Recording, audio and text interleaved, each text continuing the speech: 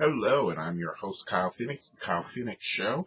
To jump right in, we're talking about development. We're talking around budgets and the concept of budgets as just bigger than money. So I wanted to, because I got some emails. I'm also watching on the screen here my notes around stuff of what to discuss, because there was a discussion. I'd gone back and forth with some people on email. Could I kind of dedicate a whole season or 12 episodes to entrepreneurship? So that's what I'm really trying to focus on over a breadth of episodes.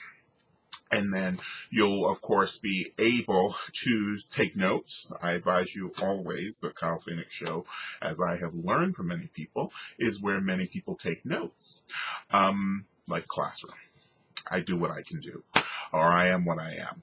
Okay, so let's get right into it. So we talked about development books. I'll show you one of the development books that I carry around with me, and I think you can see it kind of right on there. It says development book, 2013. It's the second of probably, I go through a development book, maybe depending upon the projects, multiple projects, running through stuff, multiple projected projects, probably a good notebook lasts me a couple of months, 3 or 4 months. So I have about 4 or 5 notebooks that are dedicated to development. Just ideas, just my thinking on stuff. Okay, so we were talking about entrepreneurship. So this book, How to Start and Operate a Small Business, Entrepreneurship, it's from the National Foundation for Teaching Entrepreneurship. I actually use this when I'm teaching classes, adult education classes, university level classes, but this is something that you can get for yourself. This is an excellent book. It goes through all the stages of developing a business, thinking about a business, taking it from concept to idea to slight manifestation, backsliding, mistakes, errors, all different kinds of things you need to know, all different kinds of terms, different people to invite in for help and counsel, as well as different services that can help you out. So I want to make sure that this was included here as a resource to discuss. I've mentioned several times before, it's got his picture on the cover, Robert Kiyosaki, who wrote the Rich Dad, Poor Dad books. This one is Unfair Advantage, what schools will never teach you about money.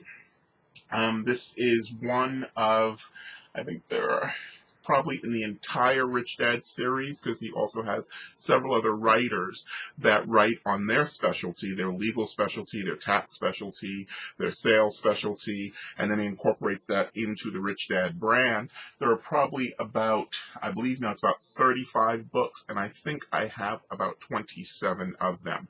I generally don't endorse, I guess at some level I'm endorsing stuff. This is worth it. Get all 35 of them. If it takes you buy 1 or 2 a month, I would suggest that you could probably read 1 a week. And by the end of a year's time, you would have an incredible financial education in a lot of diverse different areas, and you'd have some senses of where you want to go. It's not, deep, complex textbook reading. Even that textbook isn't that heavy. It's like a medium level textbook. One of these books is probably 200-300 pages. It's pretty simple. It takes you step by step to understanding all the different terms and ideas that they're talking about. So really, I would say that depending upon the speed of yourself as a reader, it's anywhere from maybe 2, maybe 3 to 10 hours a week that you could probably knock one of these out. It's worth it.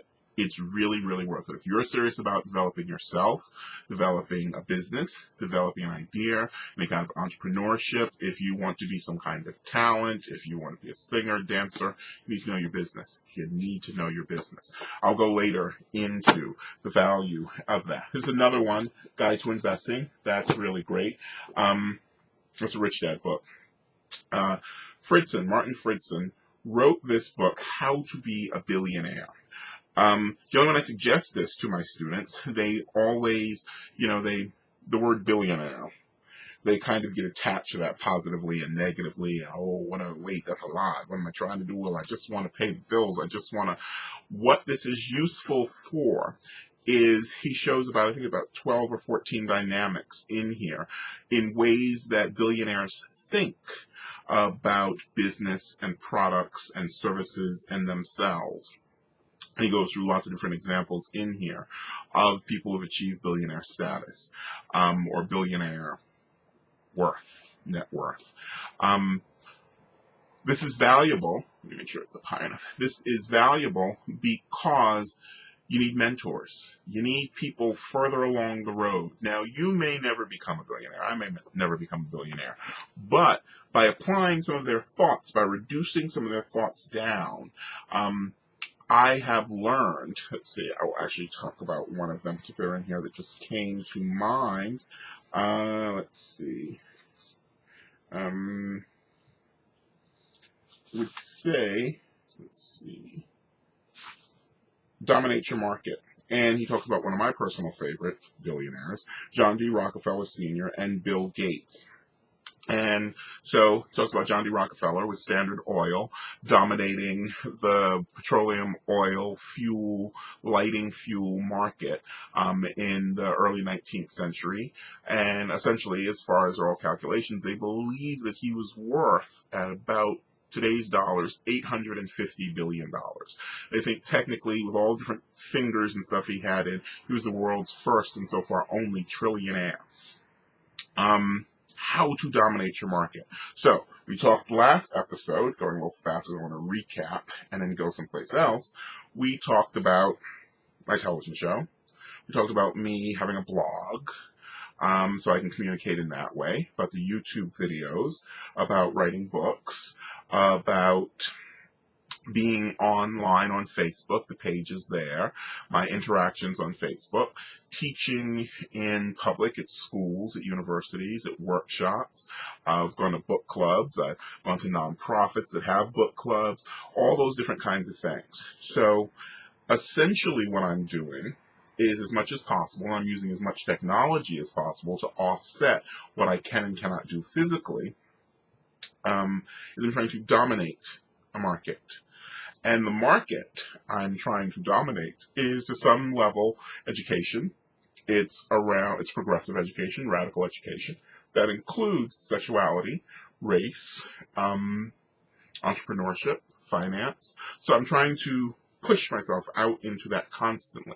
So when you are budgeting, bring it back to budgeting, when you are budgeting your time and yourself, I'm always looking at how to maximize myself and my time. And one of the ways I look at maximizing myself and my time, sometimes people send me emails on the variety, whether it's the actual email address, KylePhoenixShow at Gmail, KylePhoenixShow at AOL, on Facebook, and sometimes they want to talk, which is okay. It's all right. It's fine. They want to chat. And generally, 70-80% of the time, I'm occupied with doing something at the same time that I'm checking or screening through emails or replying. Sometimes there is something I reply to in bulks of like 100 at a time.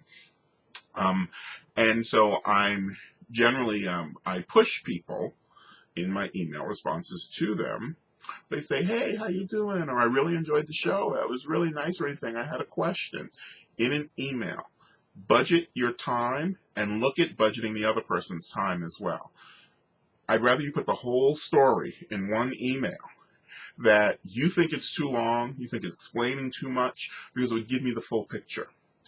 And if you're being considerate of people's time, maybe you want to get it together in a paragraph, but still, you want to look at budgeting your time and budgeting their time. So that would really help me, rather than going back and forth in 5-10 emails, if you put it together in one tight email. When people want me to appear places, when they want me to do book signings, book presentations, workshops, facilitate different kinds of things, it's generally about a 1 or 2 page or 1 or 2 paragraph email that explains, saw your stuff, liked your stuff. This is who I am. This is who I work for. This is what I do. I was wondering if you could come here, you could do this. I've Skyped with book clubs that were in different states and stuff, and we work it out from there. But if you put together, if you budget it all into one thing, a person, not just me, but anybody that you're presenting some kind of business idea, or you want some kind of, there's some people I talk to in a level of mentorship, people I share information with, some people I share information back with me. If you show respect for people's time, and thereby respecting your time, people will give you some time. Because then it's easier for me to, 4 o'clock in the morning, I can bust out an email to you if I know completely what you're talking about. If it's, hi, how you doing? Send.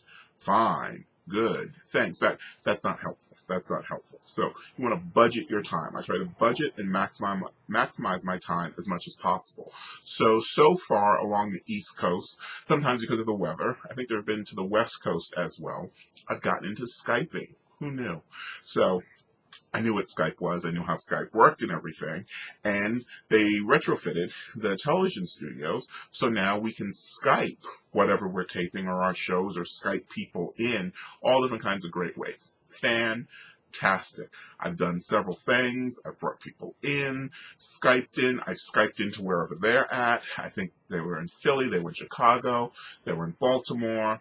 Been to California. And that I don't have to get on a plane. I don't have to pack.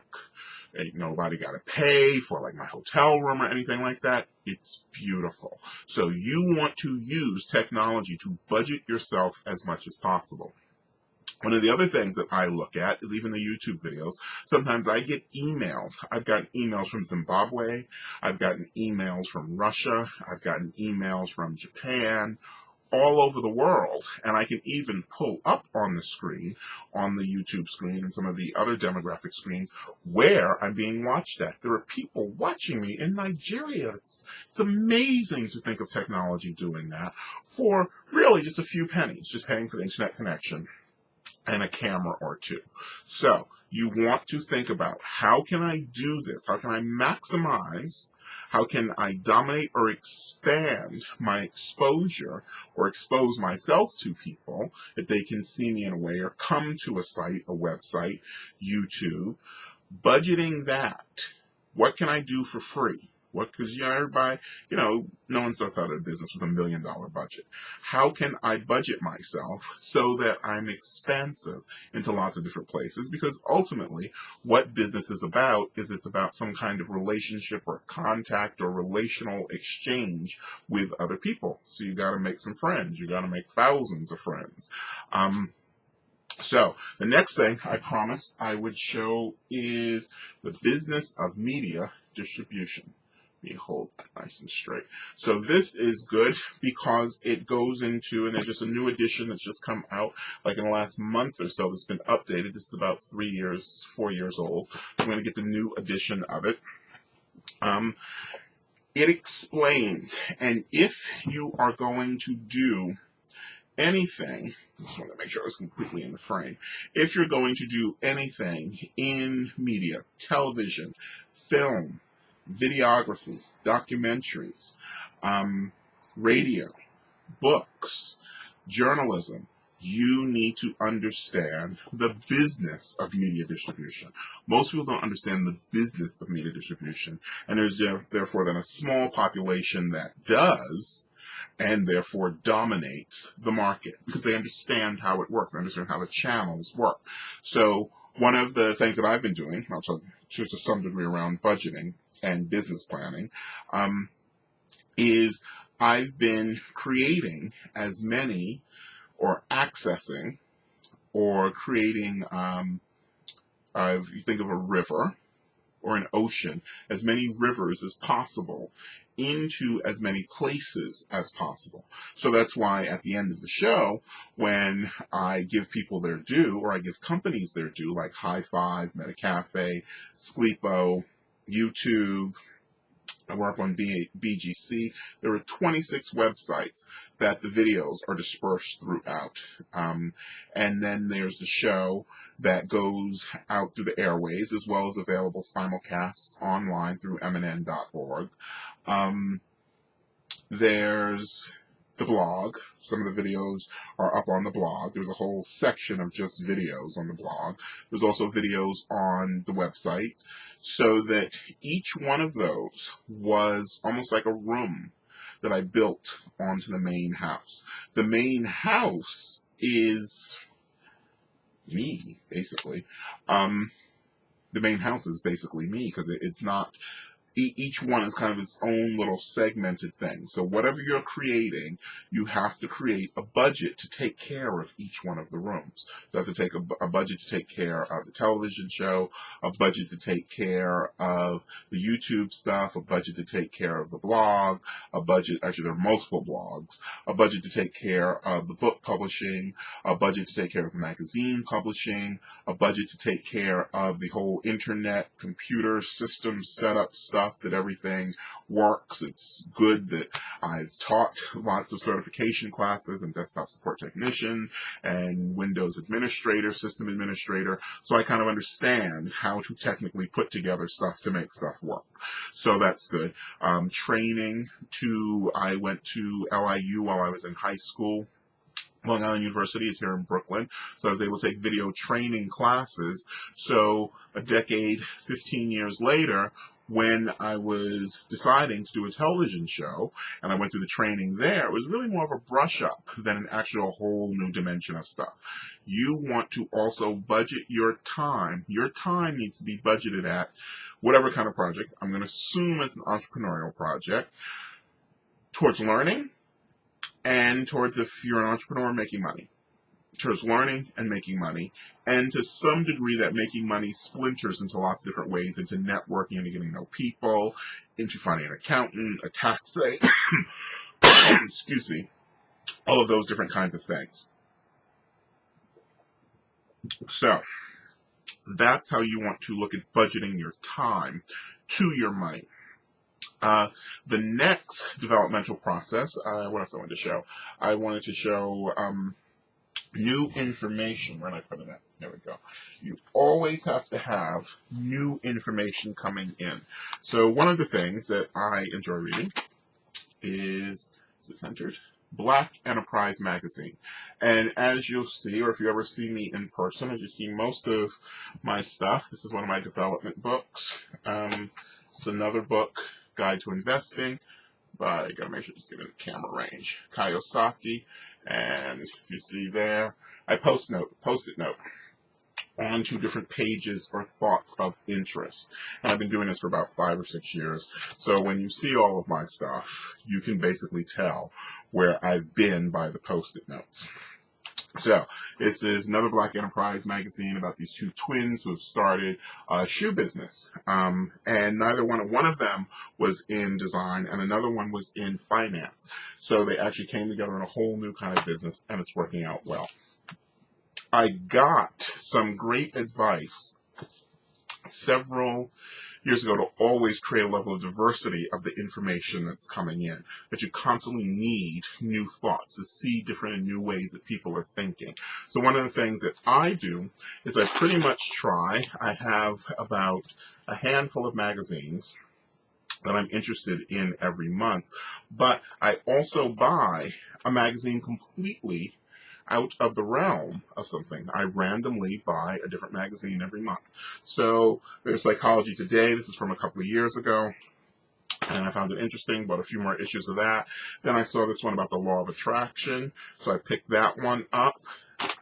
And then this one, Success Magazine, and as you can see, me and my post-it notes. And then this is another Success Magazine. And why I do this is I don't want to think the same thoughts. I don't want to think the same thoughts. I want to maintain a flexibility in my thinking. I want to maintain a breadth of thinking capacity. So I want to see, well, I know what the secret is. I've done a show on it. I know what the law of attraction is. I want to see what a 100-page magazine about the law of attraction looks like. What kind of articles, what kind of things they're thinking about, what kind of things they're doing in here, as well as generally everything serves to me because of the different venues that I'm interested in producing in I'm kind of taking stuff apart. So I'm looking at, the Kyle Phoenix magazine, which will be coming out soon. Should it look like this? 8.5 by 11. So glossy pages. How many pages do you need? How many articles do you need? This is almost 82, 84 pages. What do the advertisements look like? How many issues would I produce a year? Is this good? Where can I produce this at? What is this quality? All different kinds of things. So I'm looking at not only the object of what it is and what it contains, but the design of it as well. You want to always be looking at stuff that can help you improve stuff. If you are selling a friend clothing line, hey, catalog. What does it cost to produce a 80-page catalog of clothes? What would that look like? So you always want to budget your time and your money to things that are influencing, increasing, enhancing your informational content, as well as expanding your context. When I went to the Robert Kiyosaki, saw him in person, or he taught a workshop in person at Riverside Church a few years ago, one of the things he talked about was that his workshop would in no way change our lives unless we accepted what it was accomplishing or capable of doing, to change our context, the breadth of our minds, of thinking, of showing us new ideas and new possibilities. But that's different from content. He's like, I can't tell you how to make $1 million because you're different than I am. So I can tell you how to open your mind, and then you'll figure out how to kind of fit yourself into making $1 million. I can tell you making $1 million. I can tell you the technicals of making $1 million, but you have to expand your mind to be somebody who can hold and carry and control $1 million. So that's another thing. Let's take it to the nth end of this. Where are you going with your development? Where are you going with your idea? What's your end goal? So I was just recently working out in how to start and operate a business. The last chapter focuses on ways to sell your business, exit strategies. There are different kinds of exit strategies, and one of them that I was looking at was harvesting. And I'm nowhere near done. I probably have about another, I've calculated, got my Excel spreadsheets, writing down in a different kind of way. I've calculated at least another 30 direct years of doing all of this kind of stuff in ever advancing ways as technology advances, as my life changes, all different kinds of things, but in a constant 30 years. So that in the end of 30 years' time, do I sell this? Who do I sell this to? How do I package it? A great thing for seeing how people package their business or their ideas is to watch, and I love it, my personal favorite, one of my personal probably top 5 television shows, top 10 television shows. I don't watch it on television. I actually watch it through the computer because I'm generally doing something or not multitasking, or multi-operating at the same time. Shark Tank, where people come before 5 entrepreneurs who have a lot of money and are willing to invest, describe their business, and offer to sell equity or ownership portion or shareholder equity in their business for money to either enhance or completely sell out the business. 90% of the people want to enhance. 10% are willing to sell out. Smart entrepreneurs understand, I guess like smart parents understand, that like Khalil Gibran's arrow, your children are just arrows from the bow. You are just the archer. You're not to go with them everywhere. So that my business, my media production stuff, ultimately, it can go on without me. What happens to it without me? So what am I developing it to? And what am I developing it to become? And therefore, what is the price, the budget I'm putting on this? So even as you're building it, you have to be valuing it preparing to sell it on some level or to dismantle it. Am I just going to cash out one day and just stop? What am I going to do? What is this going to look like? So that's something else that as you're in the development process, you must consider the end of a project or the exit strategy, since we're kind of really circling around entrepreneurship here, the exit strategy of your business. Where do you want this to end? Do you want $1 million? And I would suggest that you consider you can't work forever. You can't work forever. You might not want to work forever. You might want to change the ways that you work. You might want to change the kinds of businesses that you're interested in. You might want to take the profit from one business idea and invest in another one and become a serial entrepreneur. And that's fine. But to always not fall in love to the point of self-destruction with one project or to the point of stagnation with one project. So I think about, this is something my children would be interested in. Is this something that my children would want to do if I build it up to a certain point, if I build it up to maybe my own studio, to my own educational production line stuff thing, because that sometimes it'll be a little unclear, and that's why we need some examples of some other people. So I know what a movie studio is. Do I want a movie studio? Do I want a TV studio? Do I want to buy a TV station? So you really need some other projections out there so that you can start considering, when I fit there, is that the goal? Is that close to the goal? Do I want a little Tyler Perry kind of thing going on? A hybrid? What am I trying to do here?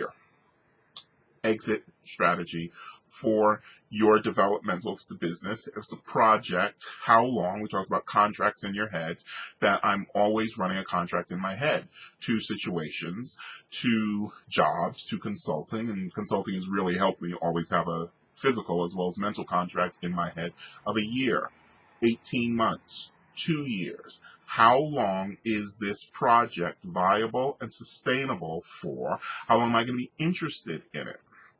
So those are some things to consider when we talk about the budgeting of money and time into a project in the overarching field of development. As always, I'm your host, Kyle Phoenix. Thank you so much for watching this show, Kyle Phoenix. And now let's just trace the whole line down. KylePhoenixShow at gmail.com. KylePhoenix at AOL.com. Kyle Phoenix on Facebook. All of the pages are up about the television show and the blog, as well as my personal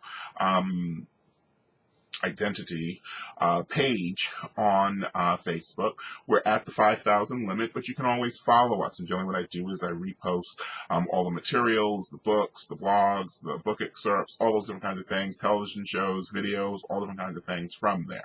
Kyle Phoenix Radio Show coming soon in 2014. Kyle Phoenix website, Kyle Phoenix videos on YouTube, Hi-Fi, Metacafe, Squeepo, plenty of others. All you have to do is just go to Kyle Phoenix, type Kyle Phoenix into Google, and it will come up. Thank you so much, and have a good evening.